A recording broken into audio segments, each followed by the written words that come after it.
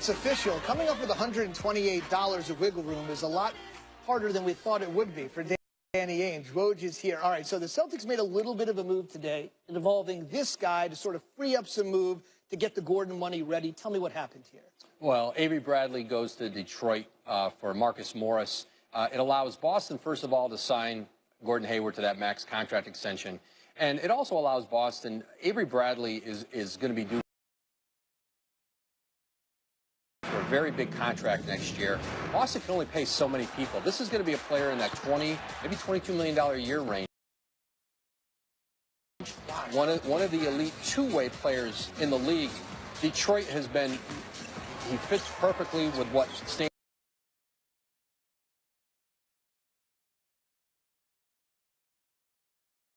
Gundy wants to do. Kentavious Caldwell-Pope was their restricted free agent. They let him go, and now Bradley becomes a player, a long-term player for the Pistons. Okay, so you mentioned Caldwell-Pope. The Pistons essentially withdrawing their qualifying offer, making him an unrestricted free agent. Our Bobby Marks, your colleague here at ESPN, former front office insider, basically said he's the best unrestricted free agent out on the market. So you tell me, the market for Caldwell-Pope is? It's still developing. And I think that Brooklyn's had interest. I think Washington's going to match that Otto Porter offer sheet, and then Brooklyn will have the space. The intriguing team in this are the Los Angeles Lakers, who would potentially do a one-year deal with Caldwell-Pope at a very high number. And here's the connection, too. Obviously, a good young two-way player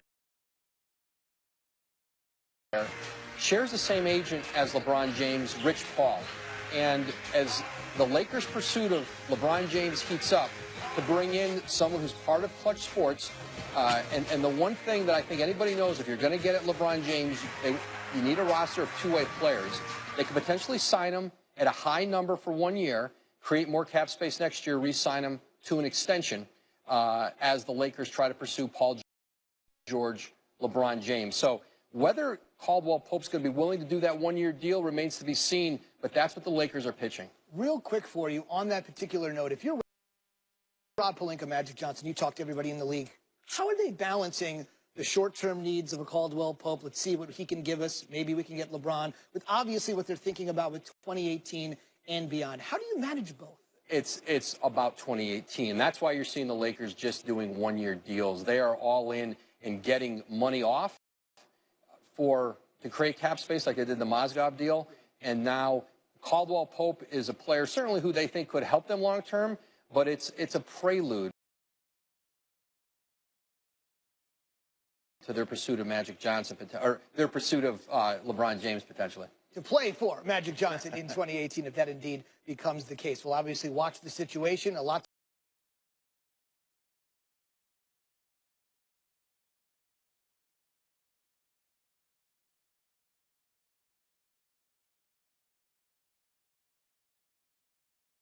women injured in combat, a chance to heal. How did this come about?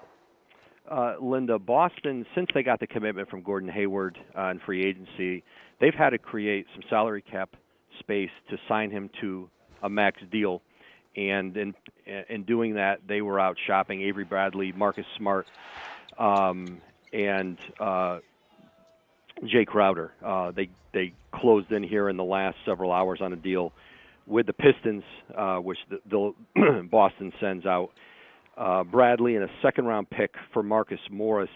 For the Celtics, it gives them the ability now to sign Hayward into their salary cap space, and Detroit gets a tremendous two-way player in Avery Bradley, who I think going forward was going to be difficult for the Celtics to pay him his market value, which could be as much as $20 million a year.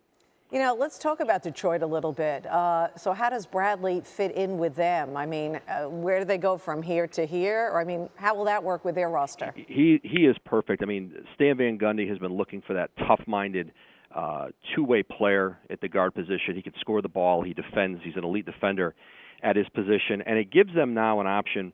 Kentavious Caldwell-Pope, who's a restricted free agent, he could potentially go out and get a max offer sheet from a team like Otto Porter did in Washington. Detroit has been very reluctant to pay him that kind of money, and it gives Detroit now the flexibility to maybe not have to keep Caldwell Pope. They could work on a sign and trade with another team and get some assets back for him. But now they have an alternative here if they don't go forward with him. Avery Bradley's a player who I think the Pistons are going to be very aggressive in trying to extend long term. Back to Boston, Wojo. Is this it for Danny Ainge for now? Well, this was a major piece. They had to get this done here in the last 24 hours to get the Hayward agreement signed.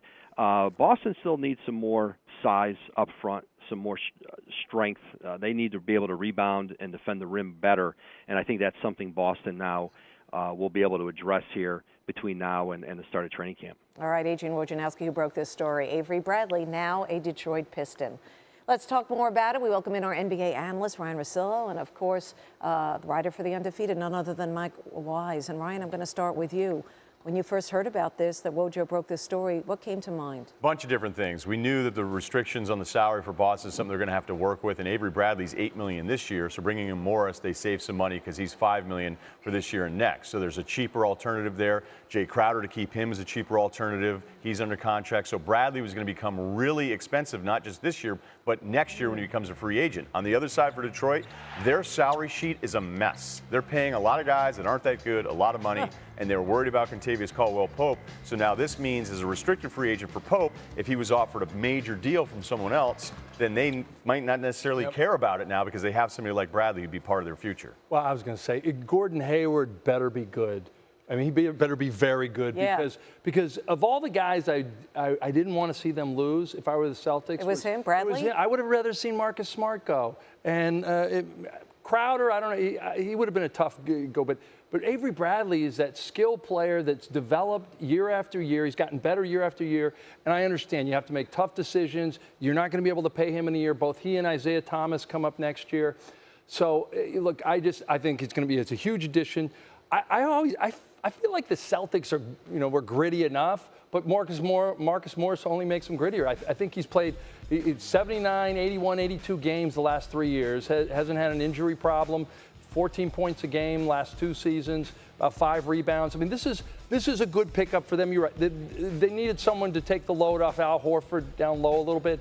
But I hate losing Avery Bradley. What do you think? That's why I'd be a lousy GM, because I'd hold on to players that I shouldn't. I know, right? So, you couldn't work in this world with the NBA. Ryan, so how do they look on the court now, the Boston Celtics? Well, they have wing depth that, even though I agree with Mike and how much you like Avery Bradley because of his defense, they'll be able to get by without this. Smart plays great defense, though. Oh, Smart's terrific. Smart is one of the best small guards that defends bigger players. What he does to some of these guys that are much bigger than him in the post, it's embarrassing for the Smart just owns him. But offensively, he's not necessarily Bradley, and Bradley was still a little inconsistent at times. But now we're talking about that front line, as Woj just mentioned. The Celtics still need size because the Horford-Morris pairing, rebounding-wise, that's not a good group. So now we're looking at a team that was the worst rebounding team in the playoffs going into last year. So, look, free agency isn't over yet. Like, they don't have to worry about the playoffs next week. So we'll see what the next move is there to try to add somebody that has more of a rebounding background. But it makes sense with Morris because of the offense and the fact that his salary is cheaper than Bradley. This is all about how expensive Bradley would have been next year than what happened today. Yeah, and this is all about getting Gordon Hayward in, make sure he's in the fray, and you don't have to worry about him. And then you can, like, as you said, go after the next guy. Gordon Hayward is, to me, going to be a massive domino to fall. He's going to meet with the Heat on Saturday. He's going to meet with the Celtics on Sunday. He's going to meet with his Jazz on Monday. To me, Boston's a no-brainer for Gordon Hayward. Well, Hashtag basketball reasons. don't sleep on Miami. I bet right now most more general sports fans, not NBA people, they don't even know who Gordon Hayward is. The NBA sure does, though. The relationship with the head coach is going to be really important to Gordon Hayward. Gordon Hayward landed last night and was greeted by his former coach, Brad Stevens, at the airport. They took him to Fenway Park. Danny Ainge's only option that he's been after really all along has been Gordon Hayward because it fits. I'm hearing Boston is feeling really good about their chances of getting him. I'm told they eliminated Miami as an option and have been focused on Boston and Utah. They have been talking all day, going through it again and again. We didn't know what he was going to do. He just kept changing his mind every day. What can you tell us? They were just told literally 6 or 7 minutes ago by Gordon Hayward, his agent, Mark Bartelstein, that he was going to Boston. It was posted on the Players Tribune. With Gordon Hayward now paired up with Al Horford, with Isaiah Thomas, This is a team that Danny Ainge and Brad Stevens has to believe can compete for an Eastern Conference championship. Even as the Jazz did most everything right, they couldn't control for the massive imbalance between West and East. They couldn't control for Hayward's college coach to be leading one of the strongest East teams. And they certainly couldn't control for the rise of the greatest team in NBA history to dominate from within their conference. The feeling back home is just really jubilation. Having that comfort level with Brad was certainly something that attracted Gordon to Boston and probably made that decision to leave this comfort zone a little bit easier. It's great for the Celtics. This means we're going to be a really good team this year. When you first heard about this, that Wojo broke this story, what came to mind? We knew that the restrictions on the salary for Boston is something they're going to have to work with, and Avery Bradley's $8 million this year, so bringing in Morris, they save some money because he's $5 million for this year and next. So there's a cheaper alternative there. Jay Crowder, to keep him, is a cheaper alternative. Gordon Hayward better be good. I mean, he better be very good because of all the guys I didn't want to see them lose if I were the Celtics. It was him, Bradley? I would have rather seen Marcus Smart go. So it could be that for all the hype and all the attention paid to Hayward's destination, the Celtics still will probably fall short of the Cavs in the end. What do you expect to see out of him? The great thing about Lonzo is that wherever you plug him in, he's going to make people around him better. I mean, he really is special in the way I've seen him through this 1 year at UCLA, and I kind of can't wait to see him with really good NBA players, so it's not necessarily going to happen this week, to see how much better, how effective he is. But the thing that's going to be weird about this, and you can already see this happening in social media with Lonzo, is that you're going to have guys that will be in the league that are going to want to go at him. And then you're going to have a lot of the guys, if you watch these summer league games, I mean, there's a very large portion of these players you're never going to remember again. Like, will there be somebody out there that tries to make a name for themselves just because we know how much attention Lonzo's going to get in the summer league, knowing that that's a guy that's probably going to be, whether it be, you know, in the developmental league or playing overseas. Okay, so you look at things a little bit differently than anybody else watching a game, and they look at the box score and say, did he have a good game? What does Lonzo Ball have to do in this game to kind of show you, okay, I like what he's doing right now? Well, look, Kevin, I mean, I'll just be honest about it. He could be terrible this next week, and it's not going to change my opinion of who he is as a basketball guy. Understood, but are you looking for anything specific in his game tonight? You know, I think that the one knock on him, it isn't the shooting. Like, we all know everybody doesn't like his shooting form, but the numbers are much better than I think he even gets credit for. I mean, the numbers there. Like, he knocked down shots. But scouts that have been concerned about his shooting will tell me that the shot is so weird that they wonder if he can actually get to even, not that the mid-range shot is cool anymore, but can he off a screen if he just has a real nice opening? Is there any in-between for him? Like, can he get that shot off in traffic? Can he get that shot off contested? Or is it always stepping out a little bit more from three? But that's just not his game. That's not the part of it that I'm worried about right now. But it is something to just pay attention to. Like, where is he taking the shot? Does he have any concern getting this thing off? Because he's just so good at getting his teammates involved. Like, guys are going to get passes from him tonight that there are 10-year NBA vets that won't set them up as well as Lonzo.